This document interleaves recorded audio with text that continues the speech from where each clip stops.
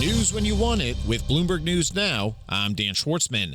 Iran's Supreme Leader Ayatollah Khamenei says in a written statement marking the Islamic Hajj pilgrimage that American military bases in the Middle East will no longer be safe, while also declaring victory in the war against the U.S. and Israel. Despite American and Israeli attacks on Iranian air defense sites as well as mine-laying ships in recent days, the U.S. and Iran have indicated they're closing in on an interim deal that would extend the current ceasefire and be followed by more detailed talks on Iran's nuclear program and U.S. sanctions.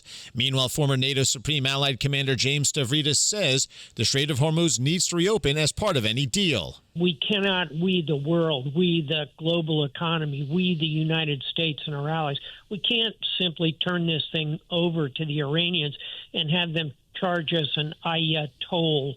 No way. Retired Admiral James Stavridis is now a columnist for Bloomberg Opinion. He was a guest on Bloomberg Surveillance.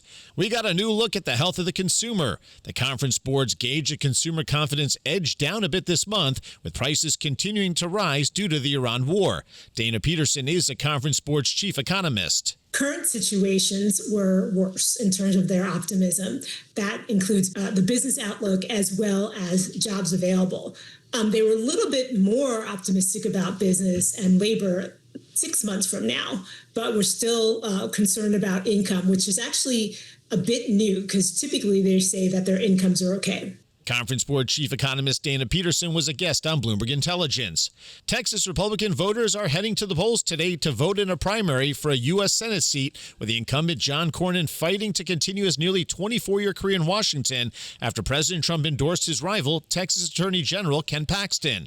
Final votes are expected around 9 p.m. Eastern Time, with the results after that. The race has become one of the most expensive in Senate history, with around $23 million spent on media. Eli Lilly is buying 3 clinical stage vaccine developers for as much as $3.8 billion. The agreements give the pharma giant access to novel technology and experimental immunizations for shingles, common bacterial pathogens, and Epstein-Barr virus. Bloomberg's Madison Muller reports it's a return to form after Lilly's highly profitable run into weight loss drugs. They were the first ones to manufacture the Salk polio vaccine back in the 1950s. They made antibiotics back in the 1940s. And so they've been in this area, over the last 100 years or so. That's Bloomberg's Madison Muller reporting.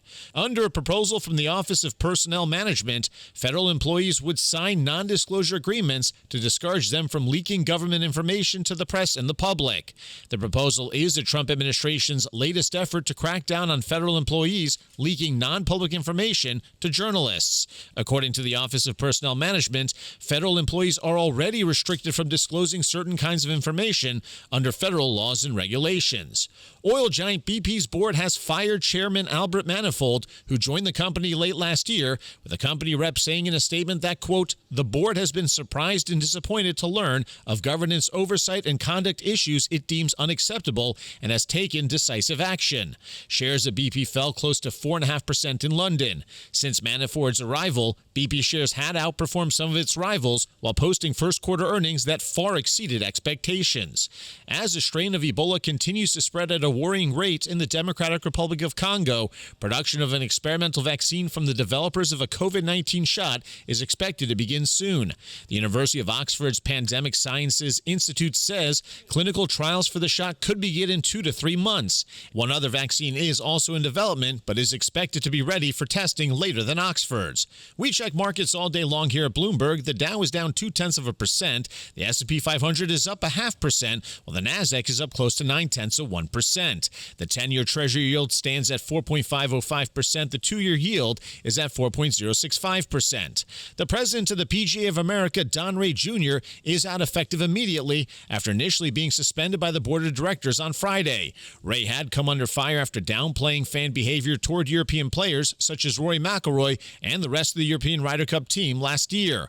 Ray apologized a week later, but only after PGA of America CEO Derek Sprague had already apologized to McIlroy and his wife.